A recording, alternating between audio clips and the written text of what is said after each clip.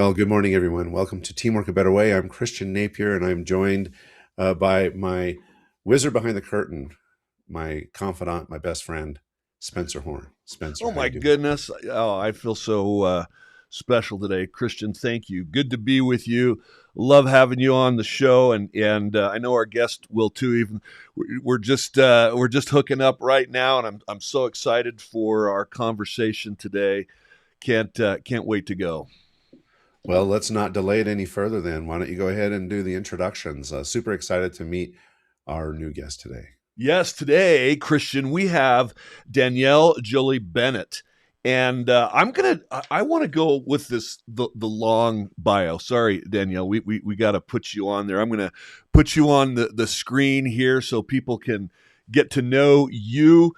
She is the CEO of Radiant Legacy Collective. She's an author, speaker, and founder of multi-brand strategic architecture platforms serving entrepreneurs, specializing on with franchise professionals, executives, and federal facing clients. A service disabled U.S. Navy veteran with more than 2 decades of leadership across military operations, aerospace. This is exciting, Christian. I mean, think about it. I mean, this is so great, this experience. And, and enterprise environments. And she's known for turning pressure into performance and complexity into clarity. Her experience spans mission critical operations, large scale defense programs, program recovery, franchise business ownership, business transformation, leadership development. And I love that she has taken all of this experience and she's put it together into what she calls the leadership voltage framework, and taking these factors such as clarity and alignment and resilience and making them measurable. I can't wait to hear how you do that, Danielle, and so that you can really make them more manageable with inside organizations. And her work bridges the gap between strategic leadership theory, real world organization performance. I even think she has a PMP, which with for the project managers who listen to this are going to love that. We have a lot of them, Danielle, who listen, and that's just giving her a repeatable system for stabilizing teams, because some teams feel in the chaotic world right now that we have, the Bonnie world that we have, not even VUCA anymore. It is pretty crazy out there. They need stabilizing. And scaling impact and leading with integrity under pressure, so important. And she's been doing more than consulting work. She works with executive roundtables, master classes, media appearances. She's got all this work that she's doing to really help executives create clarity in chaos, and really help leaders rediscover their authority and influence. And I love this, especially from this military perspective. I think the whole idea of hard skills and soft skills, Daniel, didn't that even come from the military? It did, yes. Yeah, and so she's teaching soft power for hard systems, and I like that take on it. And so we're going to learn a little bit about that. But she's developed this body of work that includes Leadership Voltage, and these are published works, Christian. Leadership Voltage, Profit Under Fire, Grace Through Fire, and she's got a new book coming out that is currently in progress. Danielle's got a new book across every platform, and her voice should reflect strategic authority, operational credibility, human depth, and courageous execution. That's a bio. I love that so much. Thank you for being patient and letting me share that. Welcome, Danielle. Yeah, I appreciate it. I actually have to let other people read that because I don't believe it when I read it. So, but it sounds great when it comes from you. So here we are, right? I mean, and I came in real hot to this meeting, so I appreciate your patience. But I think that's a lot of what we do, right? We don't, Brene Brown calls this lock through in her latest book.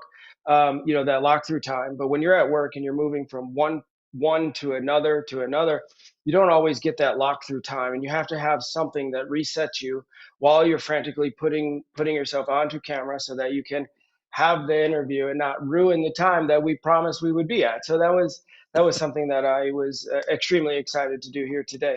So I appreciate your patience and thank you for having me. I think we're glad to have you. Christian and I both understand that dynamic, don't we, Christian? All too well. Yeah, of course. So, would you start us off, Danielle, and explain? Just give us a little bit of history. I mean, from the story of being in the Navy and working on some of these, I mean, submarine programs, and how that led to what you're doing today. Just give us your backstory, if you will. Yeah, for sure. I mean, I actually started coaching when I was like 14 years old, and I had no idea what I was doing, right? And I think we all start when, at some point, I was coaching a soccer team. I wanted them to be at my level at that point, right? I didn't know I was going to fall in love with leadership at that moment, right? Because I thought leadership was telling somebody what to do, when to do it, how to do it, and everything was going to be good.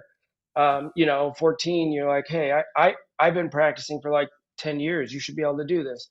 Um, and then you move into, so I left small school. Reality hits you in the face, right? I went to UW Platteville, found myself kind of veering off my path, joined the Navy. That's where everything kind of changed for me, because they develop leaders from the very beginning, from the bottom and the top, right? We want to see everybody have leadership authority, which is where the soft power for hard systems really comes into play, because we understand rank, and we understand, okay, so if you're on the quote unquote, I don't like this, but top of an organization, right? When you say something, the weight of your words is impactful. We need to make sure that at the bottom, or at every rank within that organization, that our words are just as weighted, and we understand, so that we can move forward. So that's kind of some of the work that I've been working on. So when I walk out, I don't have to be in an authoritative mode. Everybody already knows I'm in charge. They know I'm a program manager. They know I'm the boss of the business. They know that my job is to lead, but I have to fill in the gaps of that leadership part that we so often leave out of team dynamics. We leave it out of executive leadership. We leave it out of these places, and then we find ourselves in a new type of experience. Now no longer is I'm in charge, do what I say, working. And I feel, and now that we're moving there, so in 2025, well, I would say after I got out of the Navy, so I did a lot of things in the Navy. Went from enlisted to officer, transitioned out. I got medically retired after my fifth and final deployment.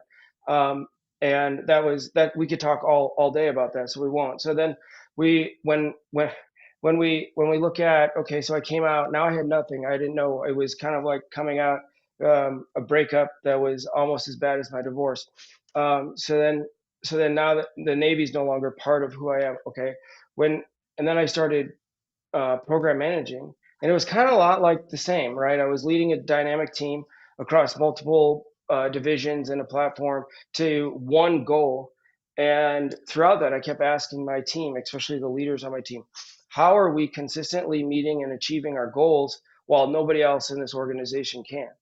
Because I wanted to be able to help and push forward those, where we are, right? Is it that we have better meetings? Is it that we, are more autonomous? Is it that we're pushing authority to where it should be? What are the factors? Well, we really weren't able to explain it, but my teams continue to develop and grow, and that's what, to me, the real measure of a team is not how fast I can perform and how much money I can provide you, but how fast can I perform, how much money can we actually make, and is our team coming with us? And that's the most important part.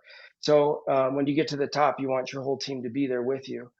So that's where I started really kind of pushing all this together. 2025, kind of fast forward about 5 6 years.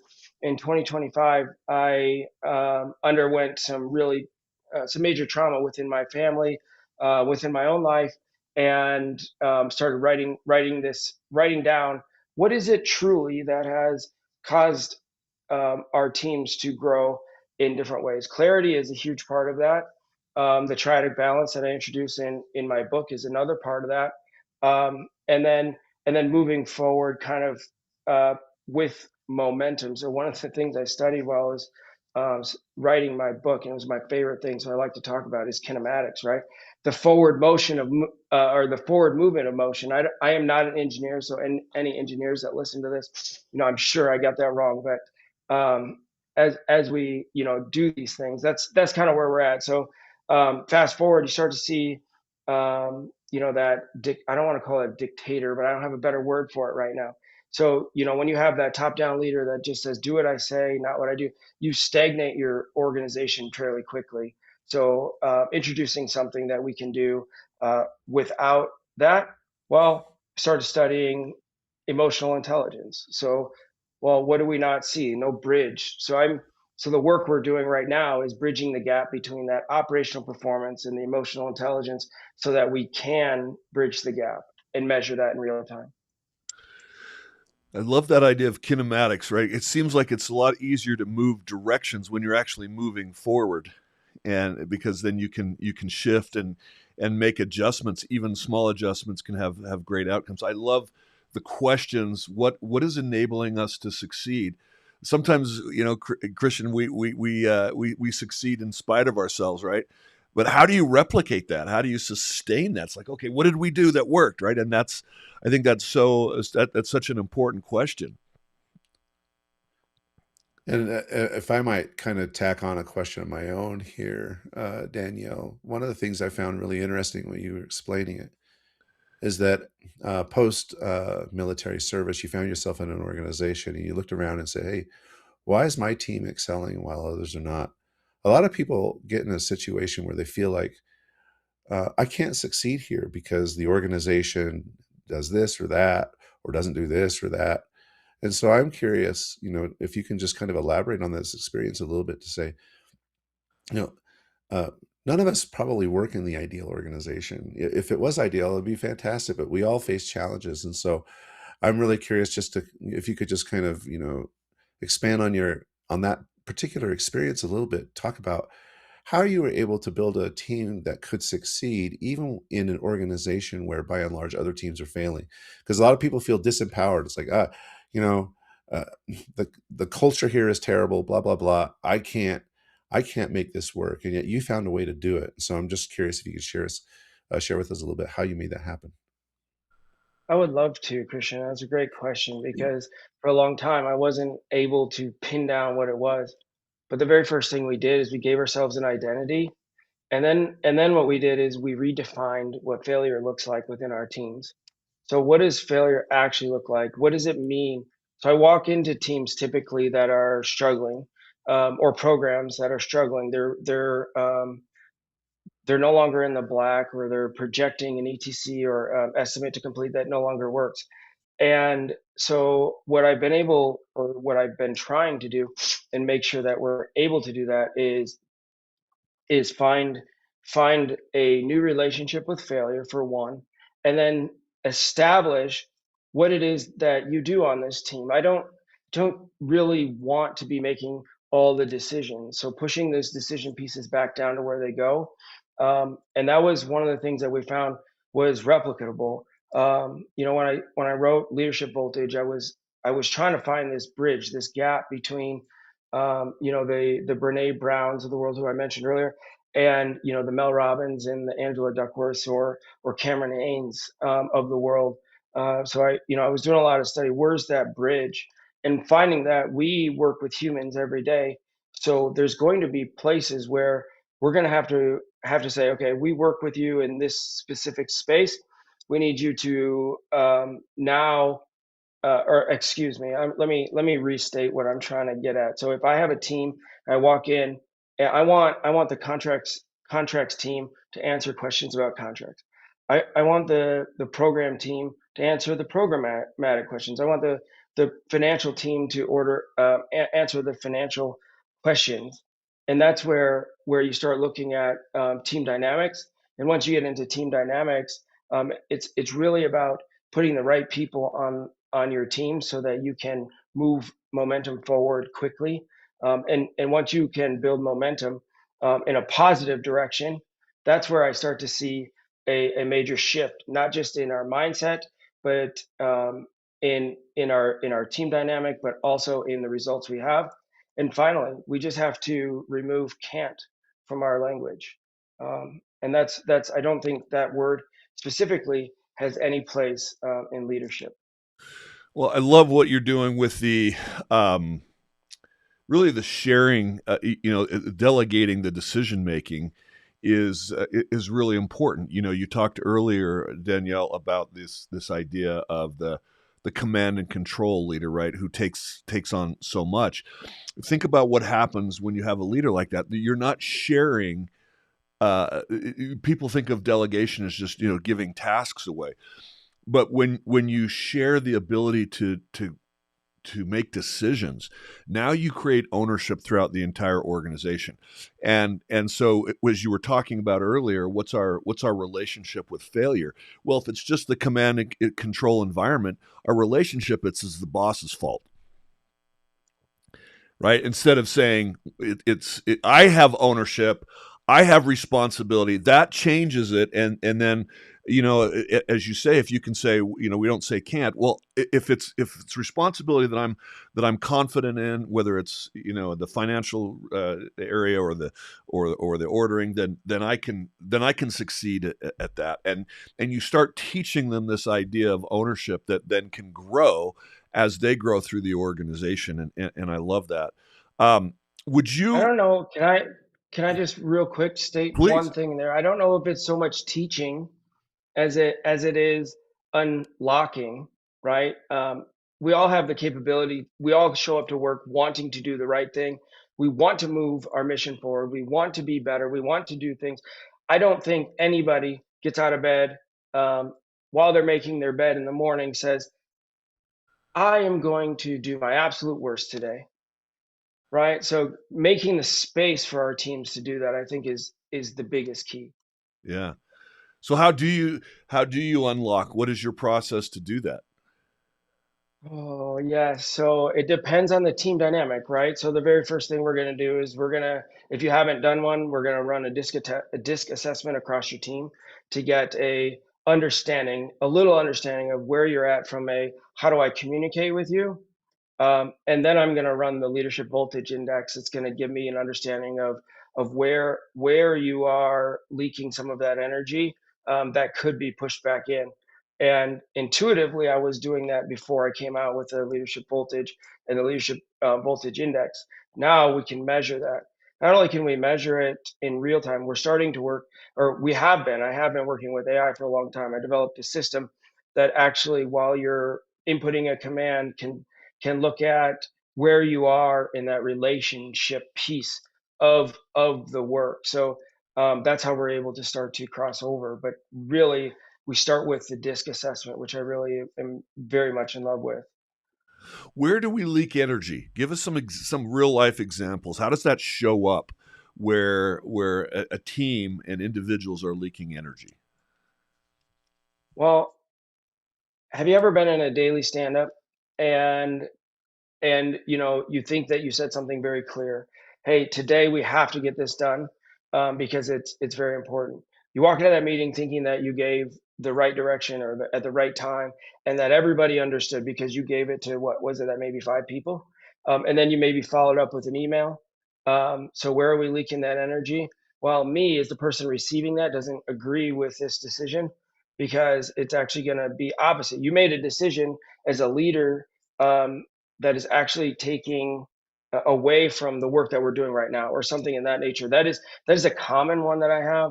Another common one is I say that, hey, by the end of today you need to give me that report. You send that report to me, and then I say, well, this isn't what I wanted because all I gave you was a very small snippet of what I truly wanted because I know what the answer is, but you didn't, right? So I think that's another place. Um, and I've been working within matrix organizations for a long time, right? So as a senior program manager or as a product line owner, I don't own the quote unquote the responsibilities of everybody that works on my team. That comes from the management. So when you don't get on the same page there, you're putting something into a program or a project. You think you have all the resources, it looks good on paper, and then we don't follow up. I don't know how many times we've seen that. So when you don't follow up, now you have a perfect schedule that is very written very perfectly for the perfect executive who thinks that everything should be perfect in life, but it's not, right? I hit road construction on the way to work today. I got a meeting that was scheduled over top of something because I have a 0% yield in my first rate production, which is terrible, right? I have to move. So we're leaking energy in a lot of different places, or the voltage that I'm saying. And if we can shore up, or that's a Navy term, right? Kind of like you stop the leaking. If we can shore that up, then we can refocus the energy to the right place and start to build the momentum that we really need. All right. Can I come back to something that you mentioned here? You mentioned the leadership voltage index. Well, that's a very interesting sounding thing. So, can you describe for us in a little, in kind of lay terms, what is this leadership voltage index? What does it intend to measure? And how does it impact the performance of an organization?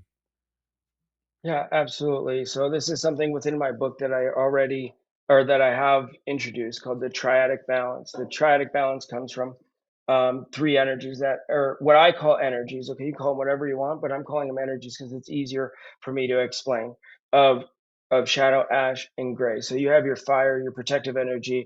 You have your shame spirals, the email that you may not send because you're afraid of what it will look like, and then you have grace, which is our integrator, which is able to do that. So what we can do is we can measure these very simple responses, and then across an email, across a conversation, across a meeting, we've been able to measure this. The leadership voltage index comes um, from a series of questions that track across each of these energies, which puts you into a position where you know on what I call the four planes of leadership: strategic, operational, emotional, and relational um, planes of leadership. You know where you are from. Am I a ash forward leader? Ash forward being, if I'm not careful, I'll burn everything down. Right? We see that a lot in the operations side of things. Maybe not so much strategic when we forget this. So um, we give an assessment that we have our teams take, and when the team the results of that are mapped across the four planes, and then I know how to communicate with you because I've already done a disc. And what we're measuring is, can I sustain superior performance over a long period of time across this team? So do I remember that they're human? Do I know that there are things that are going to give um, am I measuring for instance, in a project, am I measuring for when I get to summer seasonality? A lot of a lot of teams slow down into the summer. Can I find a way to increase that? So that's where we're at with the leadership voltage index. So we're giving this every 6 weeks, and we're working towards being able to measure this just across your interactions on a day-to-day basis. You've led high pressure military and enterprise environments, Danielle. What actually breaks teams under pressure? Communication flow. Number one, in my experience across all, and I'm talking high stakes drills, I'm talking high stakes situations where you're actually, so you drill a situation. The very first thing that happens is communication breaks down within that chaos. There is nowhere to go with the communication, or there's no one who's supposed to be there to receive it. Um, or another one is, I didn't give you enough authority to make the decision that you need to make in order to move the project forward. But 100%, I see in my experience is communication breaks down in chaos, and and and then we're not able to document that and then learn from it, right? So we have these every day and we're not learning from them every day because we don't have a way to measure it across all the teams in each location. We can measure, um, we can measure how you communicate. We can measure how you accept leadership. We can look at the Myers-Briggs and we can say, oh yeah, this person is, for example, INTJ, or this person is a DI in the DISC profile. That's great. Where's that going to take me, and how does that lead me dynamically while my program is in process? And I need to be able to not only balance my team, but I need to balance the effectiveness of what I'm doing. And that's where I see these break down the most. And so in those conditions, it seems like leaders instead of getting clear, just often double down on pushing harder. And what's the impact of that?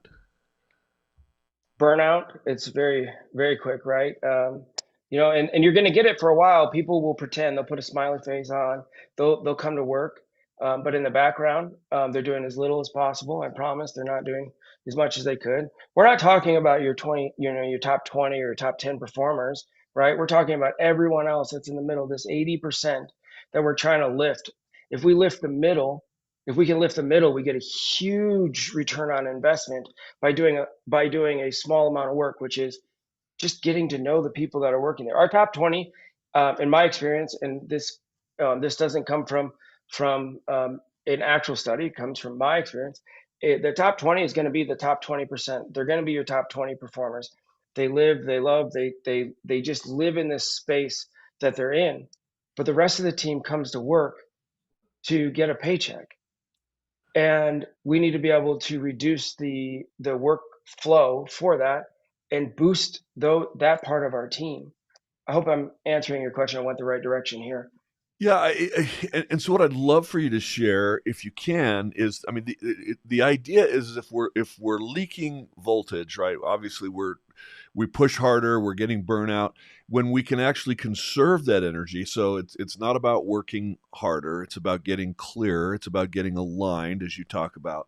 Can you share an example of how you've applied this process in a real life scenario, and how that's worked? Because that, I mean, this is what our listeners like. Hey, does it work? Can we prevent burnout? Can we measure this and change and get a result?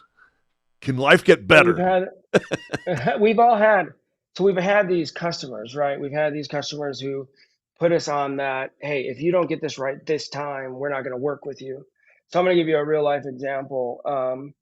I had, and I'm not going to use names of that, but I'm going to give you a real life example here. Back right before COVID, I was handed a project that was with a group. There's three small projects within this, in a with a customer that has not worked with us for 10 years. Okay, so it's been 10 years since they've worked with us because of how our interactions went last time. In this case, they're being forced because by the prime contractor to find competition. So they're helping us develop this competition.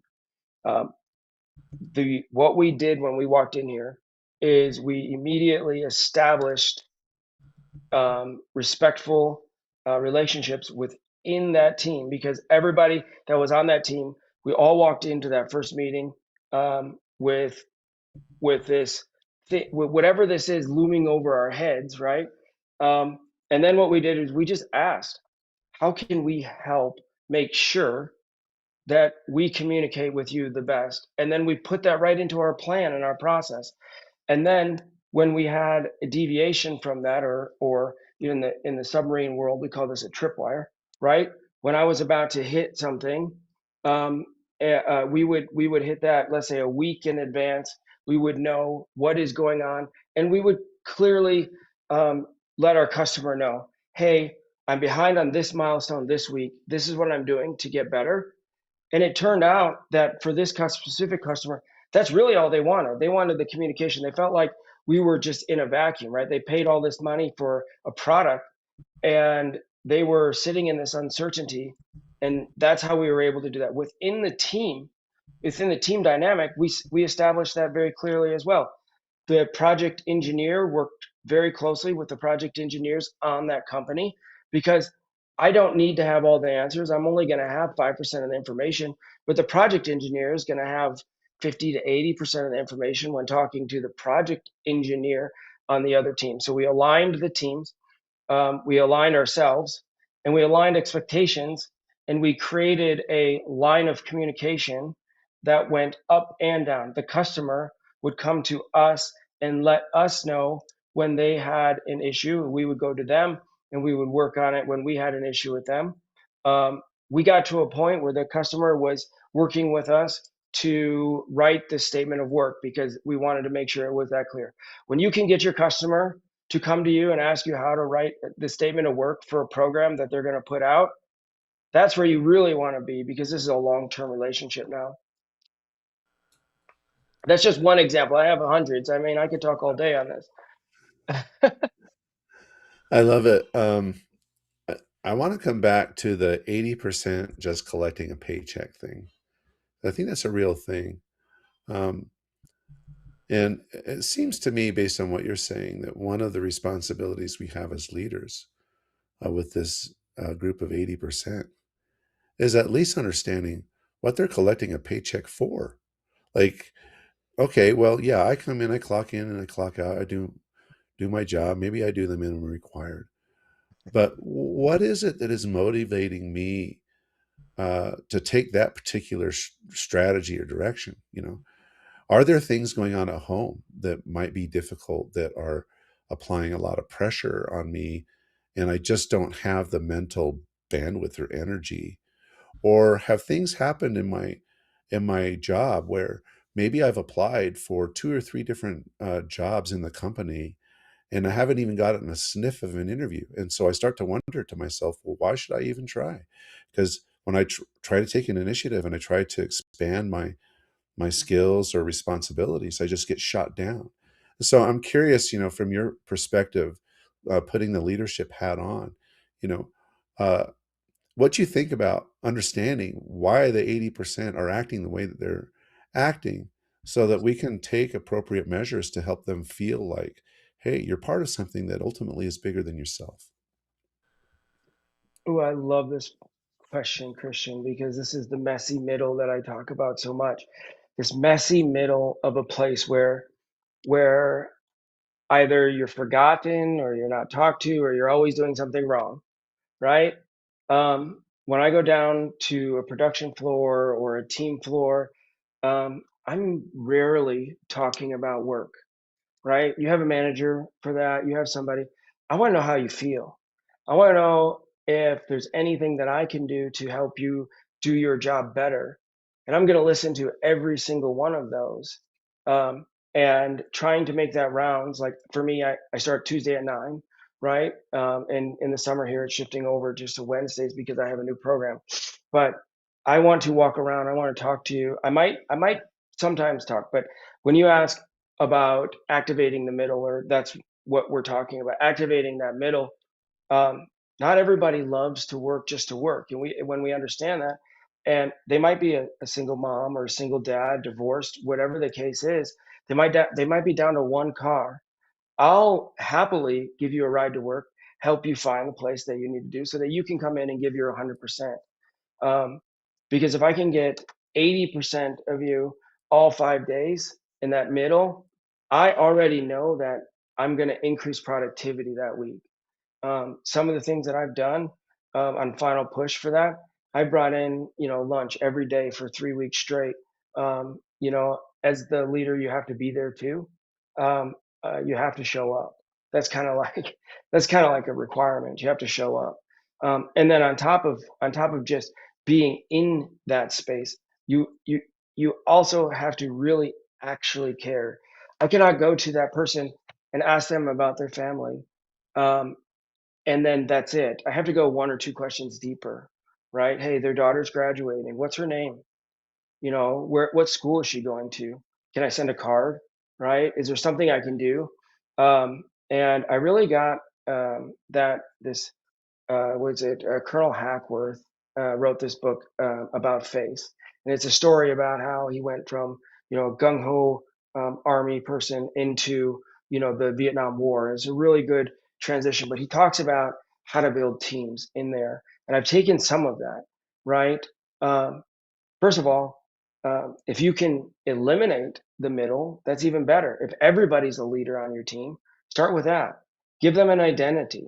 Let them know, hey, I might be making one piece of a widget, but this widget goes on an airplane. So we're aircraft build, we're aircraft manufacturers. Find the end goal. Give them something to relate to. Give them a place to show up and say, hey, I worked on that. That's going to be in this. That's going to be out in the world for a long time.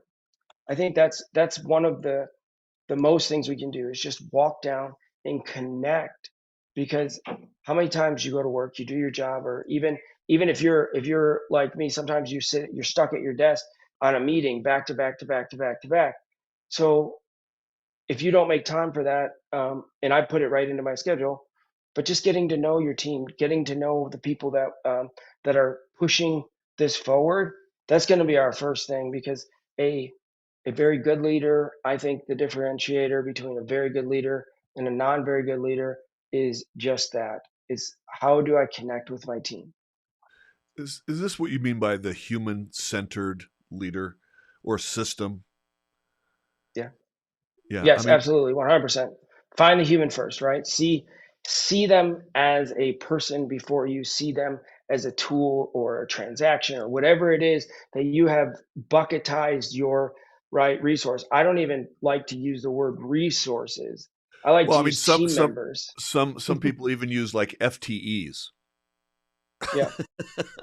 Right? How many FTEs or how many units, of labor is it going to take to create the widgets and so how do you balance then as a leader these hard metrics, the execution output with that soft power, with those people skills and trust, behavior, all of that? How do you balance that? Because some people are listening. Well, you know what? I don't. I pay you. That's your reward. And like you said, I mean, not everybody just goes to work because they want to work. I mean, some of them Yeah. are looking for meaning in their lives. Some of them are there because they have to be there. Some of them are there. I mean, for so many reasons. They just don't want to go crazy at home, and so we get to provide a place for them all. How do you balance that though? Well, that's why leadership is lonely, right? Because I mean that's our job is to connect with the people that are working for us and find the ways and you tap into what they do best. I don't know how else for me it just seems like intuitive and I don't mean it to come off condescending by any means, but when you can, I'm not saying that we sit here and don't care about performance and what I'm saying is we care about performance and people at the same time. How do you balance that? Well, you treat it like it's a requirement, like it's a deliverable, like it's something that is part of what we're doing. And I learned this when I became the it was an availability coordinator when we were in the Pearl Harbor Naval Shipyard as a supply corps officer.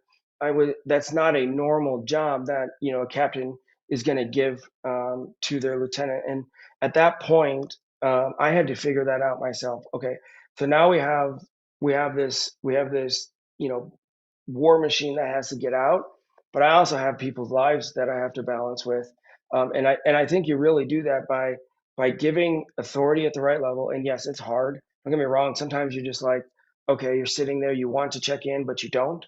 Right? It's kind of like growing with your kids in some instances. So the way that I have been able to sustain this is because I am not managing every task within the project.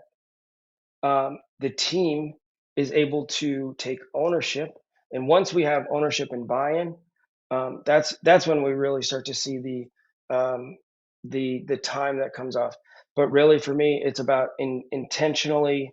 It's very much about intentionally scheduling the time within your day to connect with your team in order to build them and understand where they're going.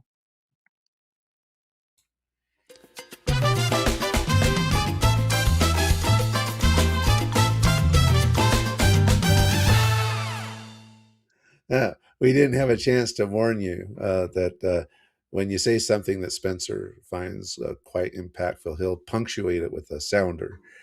So Oh that's what well, that that took way was. too long. Well, I think we were a little hesitant because, like, well, we didn't get a chance to talk about the sounder, No, but then Spencer just reflexively is like, oh, I'm pushing the button anyway. that's right. That's right. When we had our pre-interview for this, right, I thought we connected fairly well Yep. because of where we are.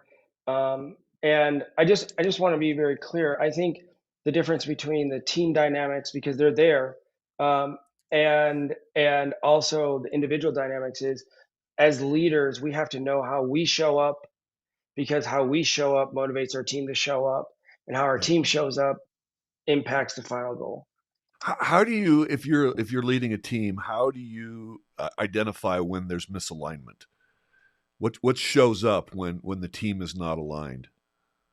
It should, this sounds like an obvious question, but I mean, I think it's important to, clarity is, you've been talking about it so much, and I mean, what are the things that are happening? What are people saying?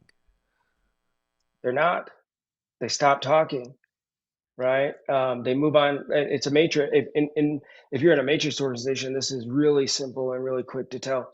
They start working on other projects, right? You have 50% of this team member's time, and they start working on another project, and you're like, oh, so I'm getting 0% of this time. I could say, oh, they just didn't have time, or that was my higher priority. Or I could ask them, hey, were you not working on my project because you have a question that needs to be answered that nobody's answering? But for me, a lot of times it was silence, or on the opposite end of that, right? Delays, right? You start to see an impact in the program metrics, like, oh, now not every schedule shift is because of this. Let's be very honest. But when you're in the middle of something and you don't understand what's going on, and you're afraid to tell anybody about it, the schedule shift is twice as much as it should be, and you will take every bit of twice as much, because you want to be so very certain that you're correct, that you're afraid to be 80% accurate or 60% accurate. 60% can move the ball forward to the next person. 80% is almost guaranteed. When we wait for perfection, I think that's another time where I've seen, specifically working in a lot of engineering spaces. Yeah. So, what's one thing I, as a leader, get to stop doing immediately? I mean, I'm hearing. I mean, one thing is, stop waiting for perfection. Right, move forward, even if you have not the whole picture. But what else? I mean, what can I do to stop right now? I mean, just one thing. Ask. I mean, if you're struggling with one person specifically, one metric specifically, just ask. How can I better communicate with you? You can take a leadership assessment, right? We can get a DISC assessment your way right now, and you can find out how your team is communicating. But I think when you just ask, I think you really get into a better position. We are trained that we have to know every answer all the time. I If I had to know every answer on all my programs, I wouldn't be able to focus on on anything else, right? So So I'm hearing, stop. stop thinking that you have to have all the answers. Stop thinking that everything you're saying is connecting with everybody. Figure out how they communicate, and get their input. Absolutely. Yeah. So my last question kind of comes back to the voltage concept, Sure. which I think is quite interesting because voltage. I guess if you were to say, okay, uh, let's let's look at like water, moving through pipes, and I'm not an engineer either, so I could be screwing this up. So any engineer people, I my degree's in accounting, so this is an accountant's version of it. But you know, voltage is just it's a measure of pressure. Like how much pressure you're pushing through a pipe, and you know, amps is the measure of the current that's actually flowing, and multiply those two, you get watts, which is power. And then you have resistance, which is measured in ohms, which can reduce things. And so, um, I'm curious, to hear from your Oh, perspective. Ohm, yeah, the ohms. You know, uh, using this voltage analogy and approach, which I think is super, super interesting. Where are organizations failing predominantly? Is it in the amount of pressure they're trying to push through the pipe? Is it the size of the pipe? Is it the amount of resistance that is impeding, things going through? And I know it's an imperfect analogy, but I'm just curious if you can kind of expand on it a little bit because I find it super interesting. Yeah, I would love to. And I understand. the non-engineering version of this. And you're absolutely right. How much pressure can you throw through a pipe? Same thing, right? If you overload the circuits, you're going to fry the whole team, right? And now you're repairing constantly over and over, and you're doing this rework. Resistance, in my experience, I love that you said resistance. Resistance, in my experience, comes from misunderstanding or misalignment within the team. So it's not, I don't want to do this. I don't understand how this is going to affect me, because that's the very first thing, and the team that I'm responsible for, or my time, or so we have to be able to put something in front of these leaders that gives them the clear picture. And I'll spend the time doing that, right? Spend the time saying, okay, and if you have to do it individually, when I coach my softball team, I have a individualized plan for each of them for a reason, right? When I coach leaders, I have an individual plan for each of them for a reason. So in my experience, it comes from misalignment in the top and all the way down to the bottom. In the Navy, we made it very clear in the military, and this is what I've been able to take with me, or one of the things, very clear from the top to the bottom, what is the goal that we are all trying to achieve together? What do we need to do? What is the mission accomplished? What does the definition of done look like for this team? And if you can ask, for me, I talk with their janitorial staff about my programs all the time. Um, and I talk to anybody, the front desk, HR, all these people have an opportunity to be part of the team. I invite them to all of my team picnics or team lunches or anything like that, because anybody that is in the organization pulling it forward needs to understand. So first is clarity of mission, right? We have to know what we're doing. And then when you get into that, I resistance stage, when you get into that resistance stage, I really just start to individualize the plan for the people. But in my experience, teams can handle a lot if they're aligned. Um, if there's not if there's not uncertainty, or even insecurity, if I say that lightly. I know a lot of leaders who are insecure, and I think we all do, right? They're insecure with the decision they make, so now they micromanage it. Well, we have to allow our teams to fail while still moving forward. So how can we do that? We can fail forward faster. We can add, we can put, I wouldn't say more resistance, right? We want to get rid of that resistance if we need it down flow somewhere. Sometimes we do need a break. We do need a stopping point. We do need some resistance. We do need a switch, or whatever the case may be.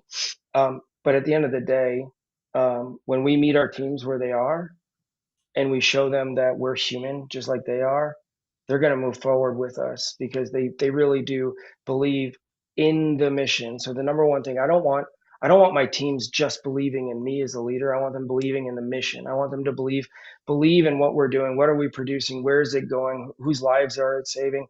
That's where I really see it. But most organizations, the breakdown is top expectations at the top and understanding at the bottom.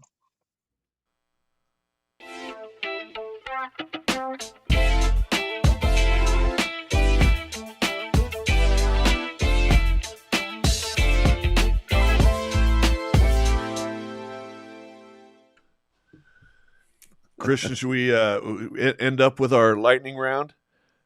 Oh yeah, I think we needed a lightning round. I mean, we're talking about voltage here. We need a lightning round. Exactly. But maybe before we do that, we want people to be able to reach out to Danielle.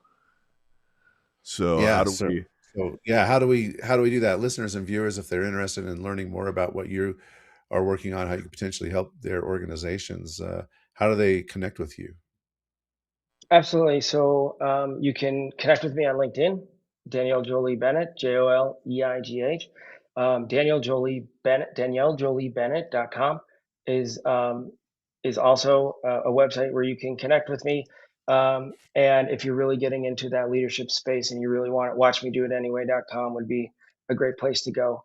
That's going to get you your first DISC assessment, and then it's going to help you grow.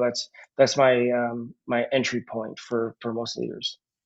All right, Watch me fantastic. do it anyway.com. Hmm. Love That's that. my keynote speech. Yeah, love it. I mean, we just get rid of the word can't. I mean, if I could delete that from everybody, I would. It's just so limiting in how we run our lives. If somebody else's fear imposed on you. Yeah, I love it. agreed. Okay, Change the Spencer, question. let's get to All that right, lightning round. here we go. Are you ready? Just like one word, short answers, Danielle. Just whatever comes to mind. So, one word that defines great leadership: Clarity, pressure reveals or pressure creates. resistant. Most underrated leadership trait. Ooh. Skip this one. I'll come back to that. I like it though. I will just say communication. We Yeah. talk about it, and I know authenticity came to my mind, but communication's got to be top notch. Not Uh, how I talk to you though. Not what I say, but how I say it. how I say it. Clarity or execution, which matters more? They both matter the same. One habit every leader should build. Learning, Big mistake leaders make under pressure. Biggest mistake. micromanagement. Yeah, pushing harder, right? Soft power or hard systems. They have to be together. How else do we create effectiveness? They're One word, together. one word that describes high performing teams.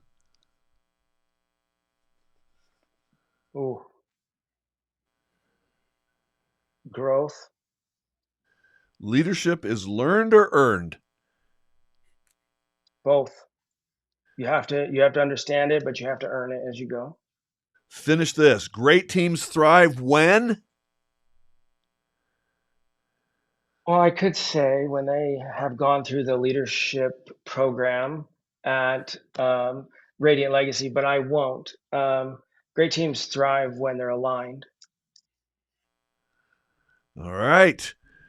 Fair enough. Awesome. We got through the lightning round. That was a fantastic conversation, Danielle. We appreciate you spending an hour with us.